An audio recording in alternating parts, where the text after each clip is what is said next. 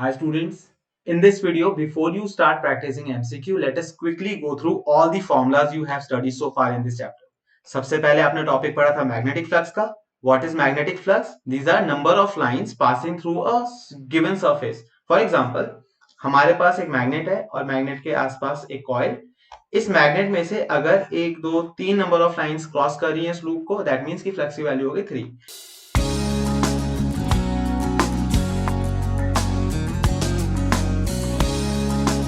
अब फ्लक्स का फॉर्मूला भी होता है. Flux is B A cos of theta. यहाँ पे बी क्या है? Magnetic field. मैग्नेटिक फील्ड को और क्या बोलते हैं? मैग्नेटिक इंडक्शन भी बोलते हैं, मैग्नेटिक फील्ड स्ट्रेंथ भी बोलते हैं, मैग्नेटिक फील्ड इंटेंसिटी भी बोलते हैं. ठीक है. A is the area and theta is the angle between area vector and magnetic field. ध्यान रहे, ये theta is not the angle between magnetic field and area vector के बीच में. एक लूप हमने इस तरीके का लिया, एक सरफेस एरिया हमारा ऐसा है जिसमें एरिया वेक्टर परपेंडिकुलर, और एक सरफेस एरिया हमारा ऐसा है जिसमें एरिया इसके परपेंडिकुलर. तो एरिया वेक्टर हमेशा एरिया के परपेंडिकुलर होता है. अब दोनों ही एरियाज को हमने इस मैग्नेटिक फील्ड रीजन में रखा हुआ है, सेम टाइप की. अब देखो, फर्स्ट केस में एरिया वेक्टर और मैग्नेटिक फील्ड के बीच में एंगल हो गया 90 डिग्री, इसीलिए फ्लक्स की वैल्यू 0, क्योंकि cos 90 0 होता है. तो बात समझिए आपने, फ्लक्स कितने नंबर ऑफ लाइन जो एरिया को क्रॉस करते हैं. अगर एरिया के अलोंग है तो फ्लक्स नहीं है वो. सेकंड पॉइंट, सेकंड में थीटा की वैल्यू 0 डिग्री हो गई, area vector and magnetic field vector in the same direction, और cos 0 1 हो जाता है, और यहां से फ्लक्स की वैल्यू आ जाएगी b into a. ऐसा यूनिट की बात करें तो flux is equal to B a वाले फॉर्मूले से 1 weber is equal to 1 tesla into 1 metre square. अब यहां से आप टेस्ला की एक और एक यूनिट भी बोल सकते हो. 1 tesla is equal to 1 weber per metre square. इसीलिए न्यूमेरिकल्स में आपको टेस्ला की जगह वेबर पर मीटर स्क्वायर कई बार दिखता है.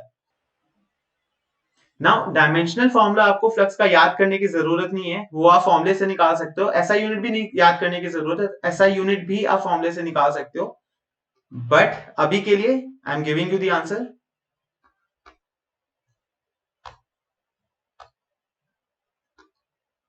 ml square t minus 2 a minus 1. ये तो हो गई फ्लक्स की बात.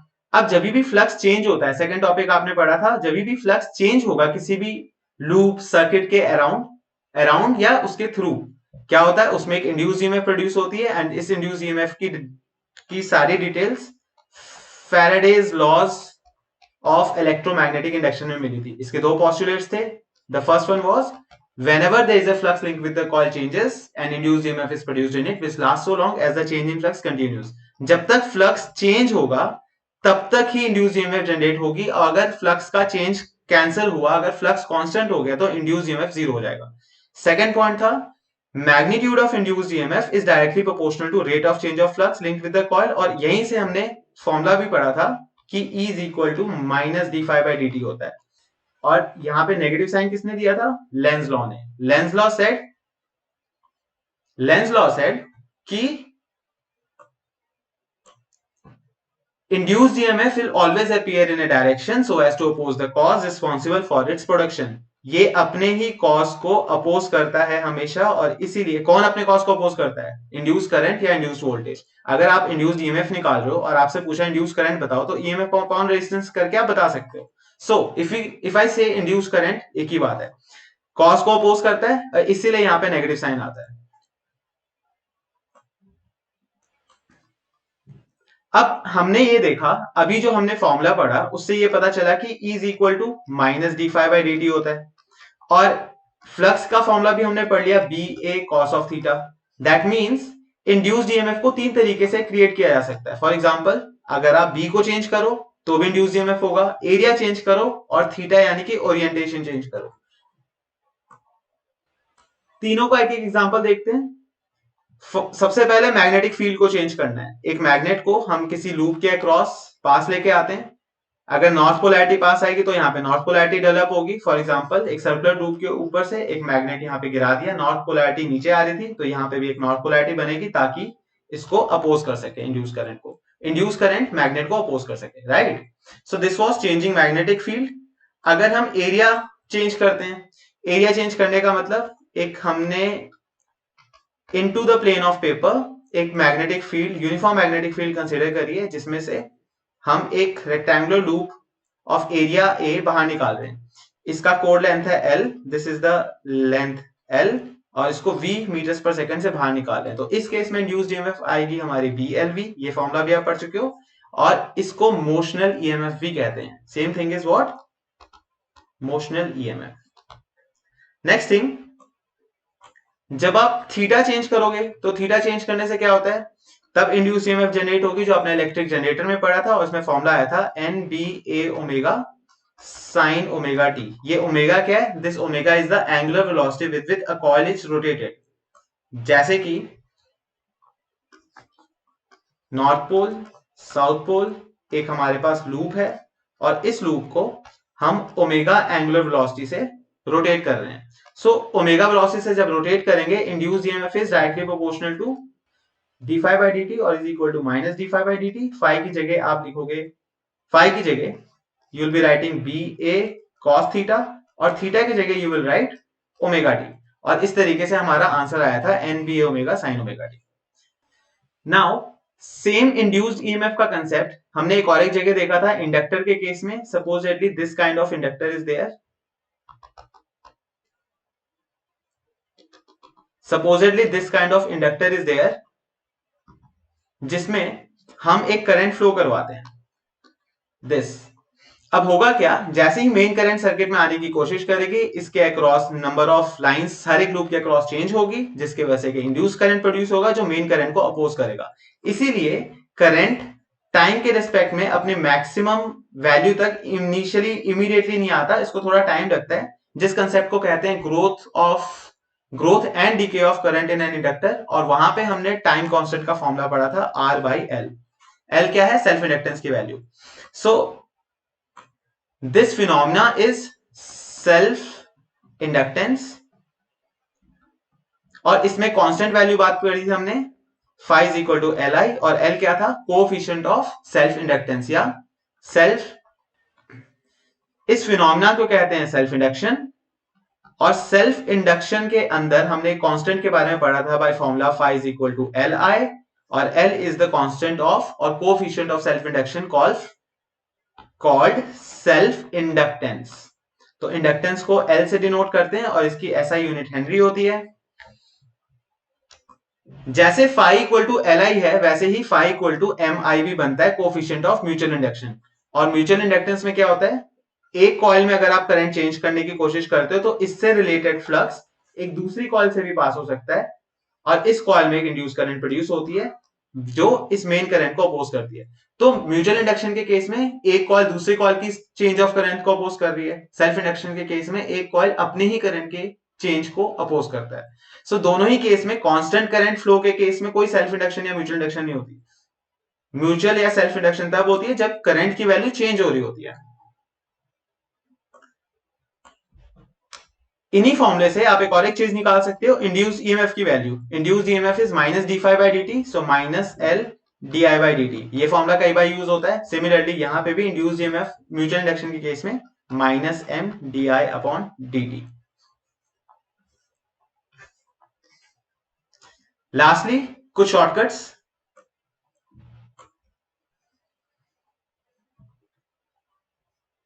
एक लूप है आपके पास सर्कुलर, और इसके पास करंट फ्लो हो रहा है। If this current is increasing in nature, यानी कि करंट की स्ट्रेंथ लगातार बढ़ती जा रही है, 1 एम्पियर फिर 2 एम्पियर फिर 3 एम्पियर, करंट इंक्रीज हो रहा है, दैट मींस इससे एसोसिएटेड मैग्नेटिक फील्ड भी इसके दोनों साइड इंक्रीज होगी। और जब मैग्नेटिक फील्ड इंक्रीज होगी, तो इस सर्कुलर लूप के अक्रॉस फ्लक्स चेंज हो गया। फ्लक्स चेंज का मतलब इसमें इंड्यूस करंट प्रोड्यूस होगी, और उसकी डायरेक्शन आप याद कर सकते हो। इंक्रीजिंग करंट के केस में क्लॉकवाइज ये है अगर करंट इंक्रीज हो रहा है, और डिक्रीजिंग करंट के केस में एंटी क्लॉकवाइज। बट इस तरीके से, अगर ये तो शॉर्टकट, अगर आपको नहीं समझना है, कई बच्चों को इसमें डाउट होता है, लेकिन अगर आप समझना चाहते हो, अभी एमसीक्यू जो आप सॉल्व करोगे उसमें ऐसे क्वेश्चंस हैं, आपका कंसेप्ट क्लियर हो जाएगा। लास्टली एक सेल्फ इंडक्टिव सर्किट देखते हैं। एक इंडक्टर लगाया, इसको सोर्स से कनेक्ट किया, और यहां पे एक स्विच लगा दिया। तो ड्यूरिंग मेकिंग ऑफ सर्किट, यानी कि जब हम स्विच को ऑन करते हैं, क्लोज करते हैं, तो क्या होता है, इसमें करंट फ्लो करेगी और इंड्यूस करंट इसको अपोज करने की कोशिश करेगी। सेकंड केस, जब हम इसको ऑफ करेंगे यानी कि सर्किट को ओपन करेंगे, उस केस में इंड्यूस करंट अगेन अपोज करेगी और अब की बार करंट को सपोर्ट करने की कोशिश करेगी। सॉर्टेड?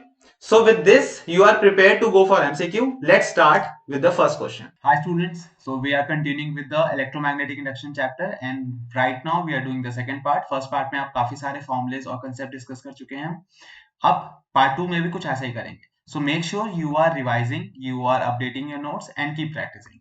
Let's start.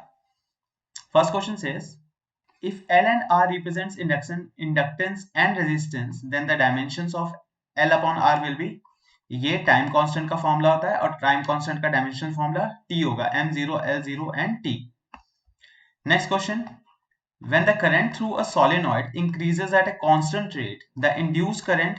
अब देखो यहाँ पे हमारे पास एक सोलेनॉइड है जिसमें करंट की वैल्यू इंक्रीज कर रही है एट कांस्टेंट रेट, ठीक है, इंक्रीजिंग करंट है, तो जो इंड्यूस करंट होगी ये तो डेफिनेटली है कि induce current is going to oppose it. अब इंड्यूस करंट की वैल्यू कांस्टेंट होगी या वो इंड्यूस करंट भी चेंज होती रहेगी. The point is due to increased value of current the flux will also change in the solenoid.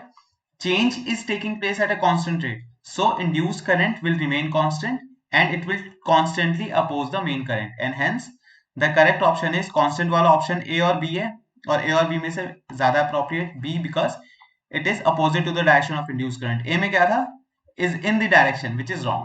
Next question. Figure shows two bulbs B1 and B2 with resistor R and inductor L when the switch S is turned off. अब देखो जब तक switch on था तब तक current resistor से भी flow कर रही है, इंडक्टर से भी फ्लो कर रही है. The moment current stops flowing resistor वाली करंट इमीडिएटली ब्रेक हो जाएगी, बट इंडक्टर वाली करंट इमीडिएटली नहीं ब्रेक होगी because of self induction. Induce current will try to support the current. Generally क्या होता है, जब इंड्यूस करंट को आप स्टार्ट करते हैं, जब हम सर्किट स्टार्ट करते हैं तो इंड्यूस करंट उसको अपोज करती है. अभी सर्किट ब्रेक कर दिया तो induce current is going to oppose it. So induce current will make sure कि करंट फ्लो होते रहे, that is how it will oppose and B2 जलेगा. अब जनरली इंडक्टर के साथ जो बल्ब लगा होता है, जैसे ही आप स्विच ऑफ करते हो वो इमीडिएटली थोड़ा सा ज्यादा ब्राइट हो जाता है because of huge induce current and थोड़ी देर बाद इट विल फिज of. So the right answer will both B1 B2 dies out promptly, no. B1 B2 die out with some delay, no. B2 dies out promptly, B1 with some delay. B1 immediately out हो जाता है, B2 with some delay. Next one, a metallic square loop ABCD is moving in its plane with velocity v in a uniform magnetic field perpendicular to plane as shown in the figure. And EMF is induced in AD. So these are the points. These are AD, DC, CB and BA. So that is how markings are done ABCD. अब होता क्या है, whenever you move a current carrying wire जिसकी length L है, supposedly this length is L, इस L length को आप move कराते हो v वेलोसिटी से, तो इसके अक्रॉस, एंड्स के अक्रॉस एक इंड्यूस्ड ईएमएफ प्रोड्यूस होता है जिसका फॉर्मूला आपने पढ़ा हुआ है BLV. सो कंसेप्ट इसका सिंपल सा है कि जो वेलोसिटी के परपेंडिकुलर वाली डायरेक्शन होती है, पर वेलोसिटी के परपेंडिकुलर वाली लेंथ होती है, उसमें इंड्यूस करंट होता है. तो यहाँ पे हमारे पास है BC and AD. So in both BC and AD that will be the right answer.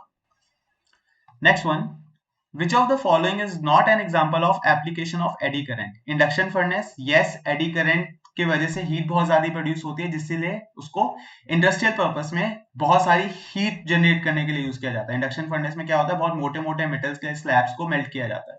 So by changing flux eddy current produce होती है और एडी करंट हीट प्रोड्यूस करती है. So induction furnace is a total application. Cross इसलिए लगाया because ये eddy current की application है. इसमें क्वेश्चन में पूछा था, it's not an example. Electromagnetic damping, yes, आपने उसमें भी देखा है गैल्वेनोमीटर में, जब गैल्वेनोमीटर का कॉइल मूव कर रहा होता है तो उसको स्प्रिंग की वजह से अपने ओरिजिनल पोजीशन पे आने में टाइम लगता है, बट कोर, मेटालिक कोर इसीलिए लगाया जाता है ताकि उसमें एडी करंट प्रोड्यूस हो और eddy current will oppose the motion. इस होल प्रोसेस को डेड बीट गैल्वेनोमीटर भी कहते हैं. Electromagnetic damping is also an application. Induction cooker, yes, this is also a very good application of eddy current, जिसमें utensil के base में हम heat produce करते हैं by producing eddy currents by changing flux and that is why it cooks the food. So lastly electric generator, no, it is an application of what, not eddy current but rate of change of flux link with coil. Mutual induction का था कि self induction का था? Faraday's law के हिसाब से whenever flux link with a coil changes and induced EMF is produced in it. That is the basic rule, basic principle or underlying principle behind electric generator. Next question. Reciprocity theorem is related to self induction, mutual induction, both or neither. The answer is mutual induction. आपने अगर ये word नहीं सुना तो अभी समझ लो. Reciprocity theorem का मतलब ये होता है कि mutual induction is a property of combined inductance. It is totally irrelevant to how the coils are oriented. एक के अंदर एक रखा है, एक के परपेंडिकुलर रखा है, doesn't matter. And also it also doesn't matter कि आप किस कॉइल को प्राइमरी मान रहे हो, किस कॉइल को सेकेंडरी मान रहे हो. जस्ट दैट कि एक कॉइल से रिलेटेड फ्लक्स दूसरे में चेंज होगा तो that will be considered under mutual induction. So reciprocity theorem is related to totally mutual induction. Next one. Two coils having inductance L1 4 millihenry and L2 1 millihenry respectively, their mutual inductance is very easy question. M का formula होता है under root L1 L2 और यहाँ पे हमारे पास value है 1 into 4 जिसका root आ जाएगा 2 and that will be our answer. Next question. An infinite long cylinder conducting rod is kept in plus z direction. So supposedly this is our z axis, this is our x axis, this is our y axis. अब जो cylindrical loop रखा है, जो cylindrical conducting rod रखा हुआ है वो along z axis रखा है. हम x, y और z को ऐसे बोल देते हैं. A constant magnetic field is also present in z direction. Constant z direction के along magnetic field भी constant present है. The induced EMF will be, the current induced will be zero because there is no change in flux. Constant magnetic field है, उसके axis से constantly cross हो रहा है. There is no change. There exists a flux which is crossing the cross sectional area of the cylinder. That is true, but कोई flux change नहीं हो रहा, constant है. That is why induced current zero. Next question. The current in wire AB is increasing in the magnitude. So AB में current increase हो रही है. Current increasing in nature. अब सबसे पहले right hand thumb rule लगाओ और देखो उस current की वजह से cross and dot कहाँ बनेंगे. आप देख सकते हो कि ऊपर वाले region में cross बनेंगे और नीचे वाले region में dot बनेंगे. This is due to straight current carrying conductor. इसके बाद क्या देखोगे आप? Current increase कर रही है तो number of dots increase होंगे loop से every passing second. जब डॉट्स इंक्रीज हो रहे हैं तो that is a change in flux. Dots के इंक्रीज को अपोज करने के लिए the coil will produce a current जिसकी magnetic field will produce cross. Simple भाषा में डॉट इंक्रीज हो रहे हैं अपोज करने के लिए क्रॉस. अगर डॉट डिक्रीज हो रहे हैं तो अपोज करने के लिए डॉट इंक्रीज हो. सो इसको अपोज करने के लिए क्रॉस इंड्यूस करने पड़ेंगे क्योंकि डॉट्स बढ़ रहे हैं. क्रॉस इंड्यूस करने के लिए right hand thumb rule, the current should be in clockwise direction so that it can produce cross effect, basically south polarity बनती है. So the answer will be clockwise. Next one. A circular loop of radius r carrying current I lies in xy plane with the center at origin. ठीक है, ये xy plane में है and center at origin. The total magnetic flux through loop is, इसका answer 0. Reason बताओ. Reason scenes ये है कि यहां पे हमें क्वेश्चन में मैग्नेटिक फील्ड के बारे में कुछ भी नहीं बताया और अगर नहीं बताया तो we will by default take it as कि there is no magnetic field and that is why answer 0. Two equal inductors when connected in series has equivalent inductance of 10 Henry. What is the value of inductance of inductors when connected in parallel? Okay, तो series का formula और parallel का formula inductors के लिए बिल्कुल resistors की तरह होता है. सीरीज में it is L1 plus L2 but इन्होंने कहा है टू इक्वल इंडक्टर्स यानी कि 2L is equal to 10, L की वैल्यू आ गई 5. दोनों की ही इंडक्टेंस की वैल्यू 5 है. अब दोनों को पैरेलल में लगाया हमने और पैरेलल में फॉर्मूला क्या हो जाएगा? इट विल बी जो रजिस्टर में होता है L1 L2 upon L1 plus L2. So basically L square upon 2L. This will give you L by 2 which is 5 by 2. 5 by 2 is 2.5 Henry. बिल्कुल सिमिलर एक और एक क्वेश्चन करते हैं. अब इस केस में जब पैरेलल में कनेक्ट किया तब हमारी आंसर 10 हेनरी है. What is the answer now when they are connected in series? इस क्वेश्चन में पहले पैरेलल वाला फॉर्मूला लगाते हैं. L1 L2 over L1 plus L2 is equal to 10. That is L square upon 2L is equal to 10. L by 2 equal to 10 and L is equal to 20. अब जब आप इन दोनों को सीरीज में लगाओगे तो क्या हो जाएगा L1 plus L2, 20 plus 20 is 40.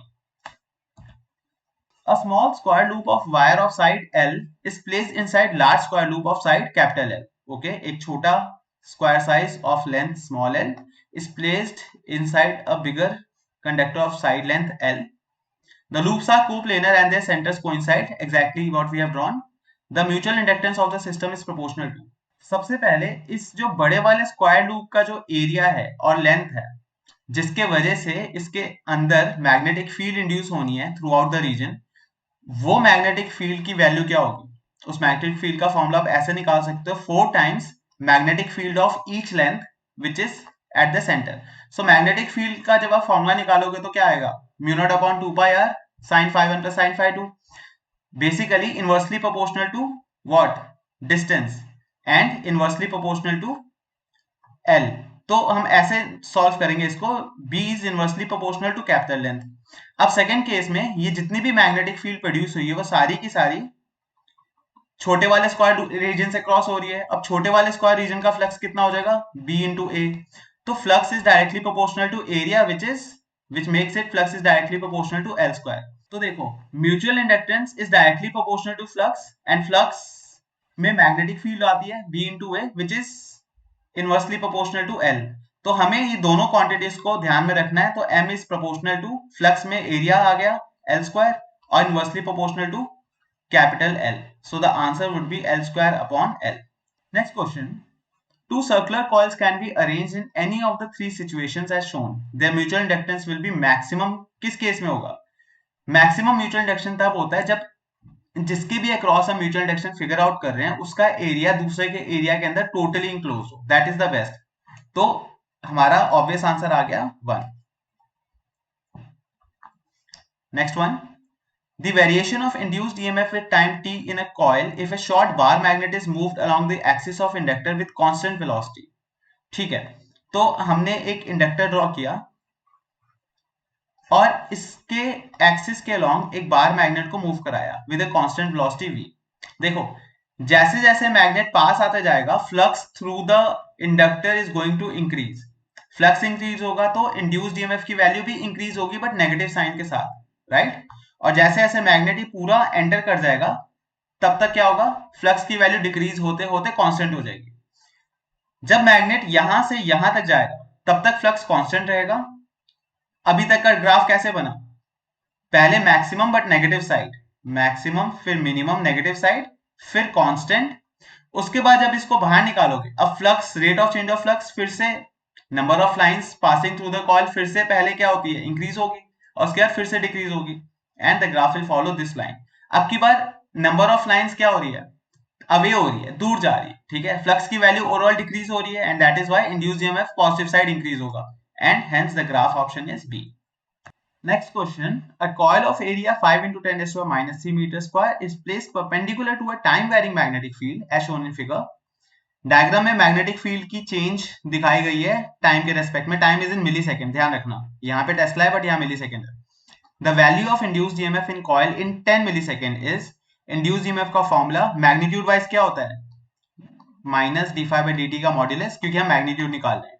So d upon D t of phi की जगह हमने बी ए डाल दिया और b is time varying, b is not constant, तो d b upon D t times area. So what is d b upon D t? कितना magnetic field change हो रहा है कितने टाइम में, which is dB upon dt की value डालो which can be given by slope of this line, height upon base. Height is 0.2 upon dt. Time है 10 second but 10 ना लेके 10 मिली सेकेंड लेंगे क्योंकि मिली सेकेंड्स में है.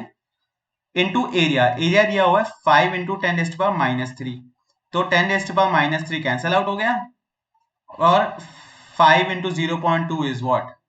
1. 1/10 क्या हुआ? 0.1. So the answer is A. When the current changes from +2 to -2 ampere in 0.05 second and EMF of 8 volt is induced in a coil, the coefficient of self inductance is. अब self inductance वाला formula is -L di by dt, -L di by dt. तो self inductance का formula क्या आ गया? -E over di by dt.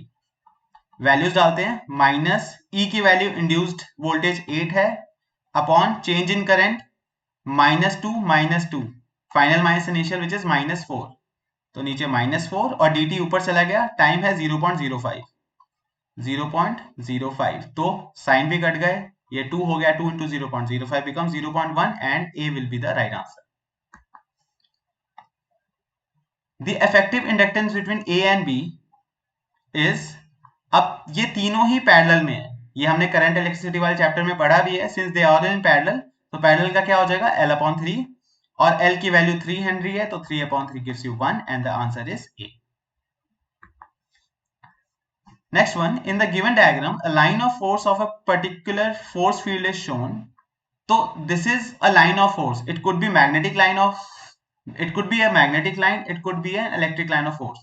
Out of the following options, it can never represent an electrostatic field, cannot be represented by closed loop because electric field lines do not form closed loop. They start from positive charge and they terminate on a negative charge. So उनकी origination and termination points clear है.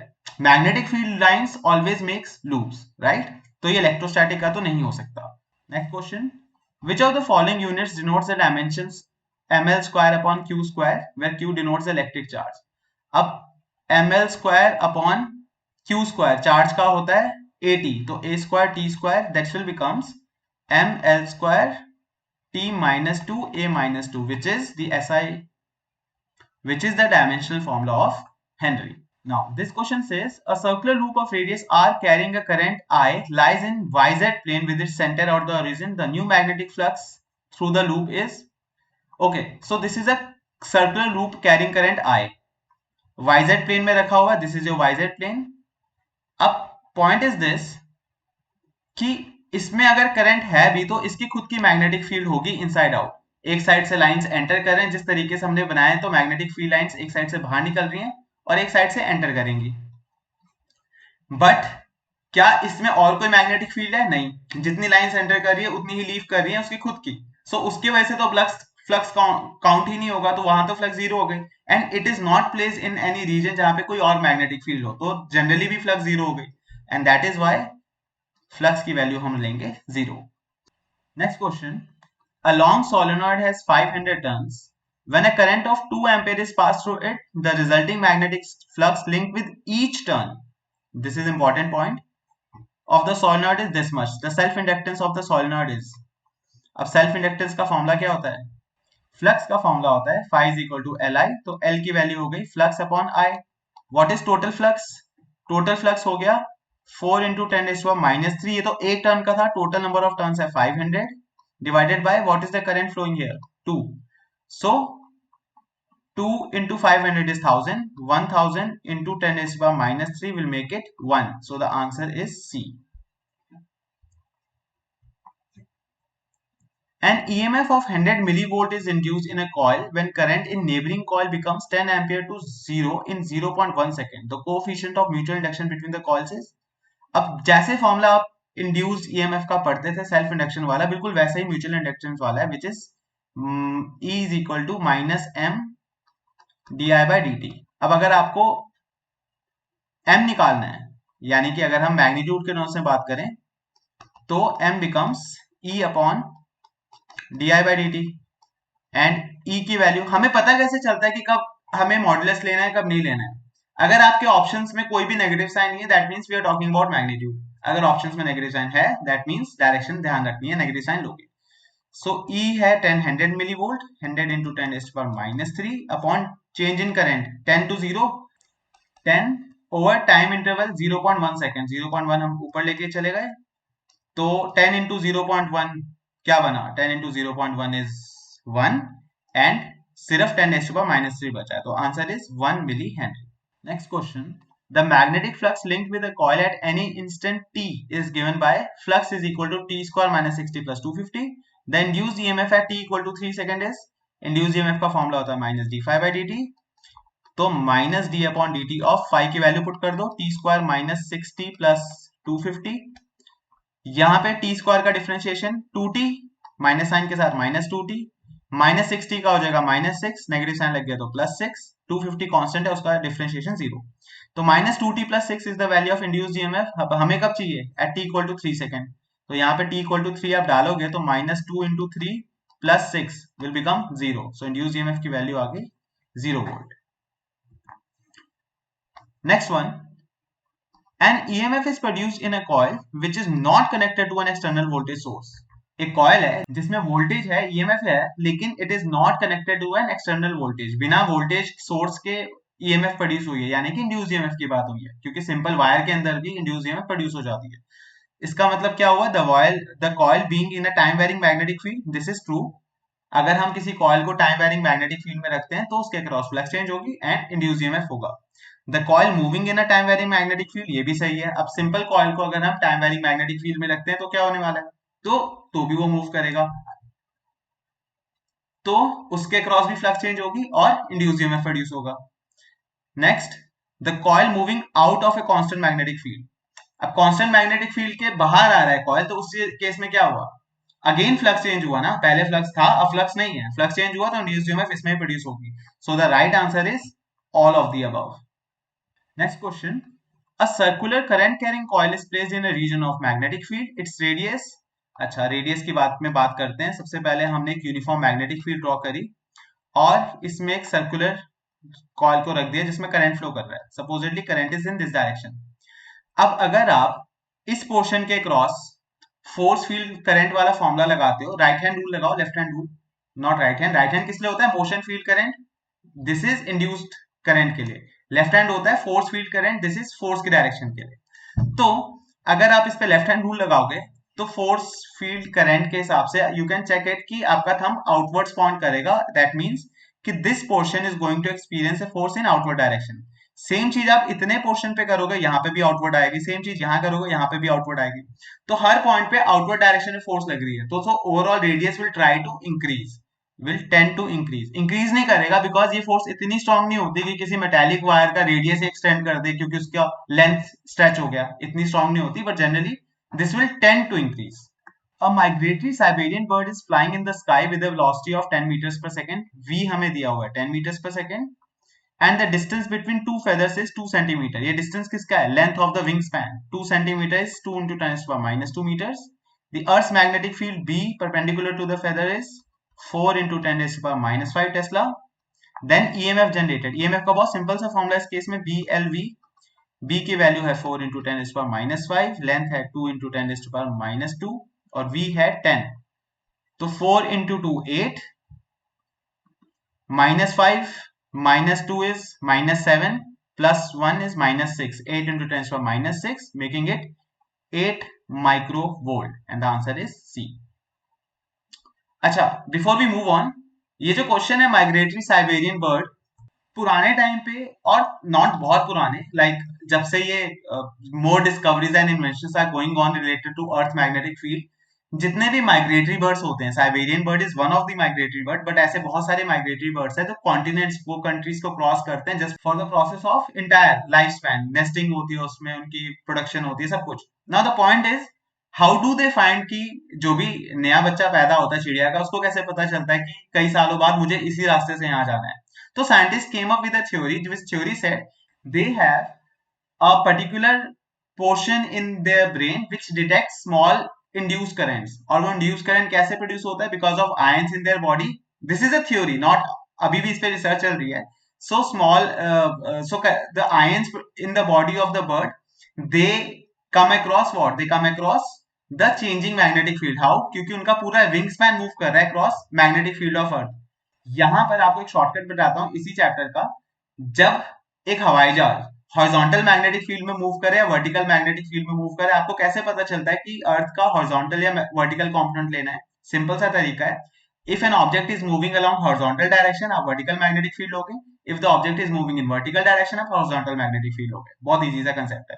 अच्छा, तो I was telling about you about that bird. So they sense this small induced currents by very minute shocks, and that is how they get to know that they are on the right track. This was a theory, read it long time back. Now next question, an aeroplane having a wingspan of 20 meters, L की value, flies due to north with a speed of 50 meters per second. ये V की value हो गई. Given magnetic field 4 into 10 to the minus 5 Tesla, magnetic field भी मिल गया. Potential difference पूछा है between the tips of the wings. Induced EMF का formula BLB. b की वैल्यू 4 इंटू 10⁻⁻5, लेंथ है हमारे पास 20 और वेलोसिटी है 50। सो 4 इंटू 10⁻⁻5 इंटू 5 टू 10 और 2 जीरो, 10 के बाद 2 जीरो इज व्हाट 10⁻3। सो हमें मिला 4 इंटू 10⁻²। हम इसको लिख सकते हैं 40 into 10⁻³ which will make it 40 millivolt. Next question, a moving conductor's coil produces an induced EMF. This is in accordance with these are Faraday's laws of electromagnetic induction. दोनों laws repeat करते हैं। पहला, whensoever magnetic flux linked with the coil changes, an induced EMF is produced in it, which lasts so long as the change in flux continues. दूसरा, magnitude of induced EMF is directly proportional to rate of change of flux linked to the coil. Negative sign क्यों आता था? Lens ने बताया था कि it will always oppose its cause. So we know the fact कि these belong to Faraday's law. Next question, area of square shape coil is 10⁻²। Area दिया हुआ है, it's plane is perpendicular to a magnetic field of 10⁻⁻1 tesla. B की value भी है हमारे पास। The magnetic flux link with the coil, अब flux का फॉर्मूला बहुत सिंपल होता है, बी इंटू ए। बी की वैल्यू है हमारे पास, वैसे फॉर्मूला होता है बी ए कॉस थीटा। अब यहाँ पे कहा है a plane the it's plane is perpendicular to the magnetic field. Plane perpendicular का मतलब क्या हुआ, मैग्नेटिक फील्ड ऐसे है और जो हमारा प्लेन है ये परपेंडिकुलर है। अब प्लेन के वजह से इसका जो एरिया हुआ, area vector is in direction with the magnetic field, due to which B A cos theta में थीटा 0 हो जाएगा, कॉस 0 1 हो जाएगा। तो हमें सिर्फ बी इंटू ए करना है। 10⁻² into 10⁻⁻1 becomes 10⁻³ and that is your answer. Next question, an area A which is 1 meter square, okay, shown in the figure is situated in uniform magnetic field B 2 Weber per meter square and its normal makes an angle 60 degree with the field. So area के perpendicular area vector magnetic field के साथ इसका angle है 60 degree। Flux पूछा है तो flux is equal to B A cos 60, cos 60 की value 1/2, B की जगह और ए की जगह वैल्यूज पुट करो 2 इंटू 1 इंटू 1/2 और हमारा आंसर आ जाएगा 1 weber. Next question, the dimensional formula of induced EMF. अब इंड्यूस्ड ईएमएफ पिछले पार्ट में भी मैंने ये समझाया था, इंड्यूस्ड ईएमएफ को ऐसे मत देखो, इंड्यूस्ड ईएमएफ सिंपली वोल्टेज और पोटेंशियल। और पोटेंशियल सबसे पहले आपने पढ़ा था कौन से चैप्टर में, इलेक्ट्रोस्टैट्स में, which is work done per unit charge. तो इंड्यूस्ड ईएमएफ का dimensional formula potential is work done per unit charge. Work done के लिए फोर्स इंटू डिस्प्लेसमेंट यूज कर लेंगे, चार्ज को एज इट इज। फोर्स का dimensional formula mlt-2, displacement L upon charge AT। तो क्या आंसर आया, we get ml² t-3 and a-1। So the correct option is C. Next question, a circular wire A is placed near a straight current carrying conductor having increasing current. अब ऐसा question हम already discuss कर चुके हैं, तो इसका सबसे पहला step, you will make dot and cross. किस तरफ डॉट्स हैं, according to right hand thumb rule, इस तरफ डॉट और इस तरफ क्रॉस। अब इंक्रीजिंग करंट है तो number of dots are going to increase in the circular loop, जिसके वजह से फ्लक्स चेंज हुआ है, एंड दैट मींस कि इसमें इंड्यूस करंट आएगी। इंड्यूस करंट की डायरेक्शन कुछ ऐसी होगी कि ये इंक्रीजिंग डॉट्स को अपोज कर सके, और इंक्रीजिंग डॉट को अपोज करने का मतलब हुआ क्रॉस इंड्यूस होगा। क्रॉस बनाने के लिए the current will flow in right hand thumb rule फिर से, तो in this direction which is clockwise direction.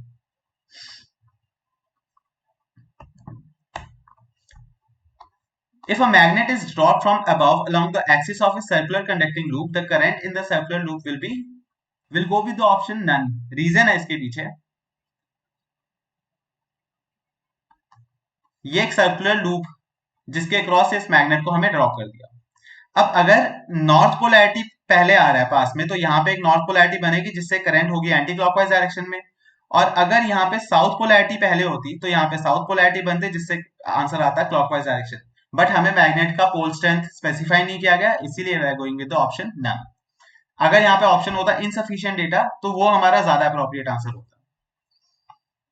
Next question, two closely place current carrying wires having current in same direction will attract repel, और क्या। तो एक काम करते हैं, चेक करते हैं, दो क्लोजली स्पेस्ड वायर लिए having current in same direction. अब जरा ब्लू वायर की वजह से मैग्नेटिक फील्ड बताओ, किस साइड डॉट किस साइड क्रॉस। इस रीजन में डॉट होगा और इस रीजन में क्रॉस होगा, ये तो हमें पता चल गया। वैसे मैग्नेटिक इफेक्ट्स वाले चैप्टर का क्वेश्चन बनता है ना। नाउ हमें मैग्नेटिक फील्ड, अब रेड लाइन पे देखो, मैग्नेटिक फील्ड का डायरेक्शन तो हमें पता है। अब इससे फोर्स की डायरेक्शन निकालोगे, फोर्स फील्ड करंट से left hand rule, magnetic field अंदर की साइड, करंट ऊपर की साइड, तो फोर्स क्या आएगा, force field current. So current की वैल्यू, सो फोर्स की डायरेक्शन ऐसे, फोर्स की direction according to left hand rule will be towards the blue wire. So यही चीज अभी हमने ब्लू वायर का रेड वायर के रिस्पेक्ट में किया, अगर यही काम आप रेड वायर का ब्लू वायर के रिस्पेक्ट में करोगे तो फोर्स की डायरेक्शन ऐसे आएगी। नाउ द पॉइंट इज, अब आप याद रखोगे, two current carrying wires having current in same direction attract, और अगर having current in opposite direction will repel each other. Next question, a metallic cylinder is held vertically and then a small magnet is dropped along its axis. Okay, तो हमारे पास एक metallic cylinder है और इसके through हमने एक magnet को drop कर दिया है। अब देखो, जैसे जैसे मैग्नेट इस मेटालिक सिलेंडर से फ्लो करेगा, इसके फ्लक्स चेंज की वजह से there will be an induced current, conducting body में इंड्यूस्ड करंट को बोलते हैं एडी करंट। तो ये एडी करंट प्रोड्यूस होगी सिलेंड्रिकल शेप में, और वो एडी करंट मैग्नेट के मोशन को रिस्ट्रिक्ट करेंगे, अपोज करेंगे। सो होगा क्या, मैग्नेट बहुत स्लो गिरेगा। ये ऐसी इसकी वीडियोस यूट्यूब पे और भी है, आप देखना, आपको सर्च करना कि magnet drop through a copper cylinder, you will find the video, and then now you can see कि magnet will drop very slowly, hence its acceleration will be less than that of g. Next question, an EMF of 200 volt is induced in a circuit when current in the circuit falls from 5 ampere to 0 ampere in 0.1 second. Self inductance पूछा है, self inductance के लिए हम E is equal to minus L di by dt वाला formula use करेंगे, और यहां से L की वैल्यू हो जाएगी minus E over di upon dt। ये फॉर्मूला आप कर चुके हैं, अब तक आपको याद हो गया होगा। तो minus of 200 upon D I, change in current क्या है, 0 से -5 तक -5 ओवर डी टी, टाइम को हम ऊपर ले गए 0.1, तो नेगेटिव साइन भी कट गया, 40 आया, 40 इंटू 0.1 इज 4, तो answer is 4 Henry. Last question, 1 Henry is, अब हमें ऐसा यूनिट बतानी है, अभी जो फॉर्मूला हमने यूज किया था वो यूज करो, E is equal to minus L D I by D T वाला। अब सबके ऐसा यूनिट लिखते हैं, E is in volts, 1 henry, di is 1 ampere, dt is 1 second, तो क्या बना, 1 Henry becomes 1 volt second upon ampere, and hence A is the right answer. With this we finish the second part of this chapter. Now you are left with what, you are left with your revision. Make sure you practice more questions, make sure you remember all the formulas and keep revising. All right, see you again.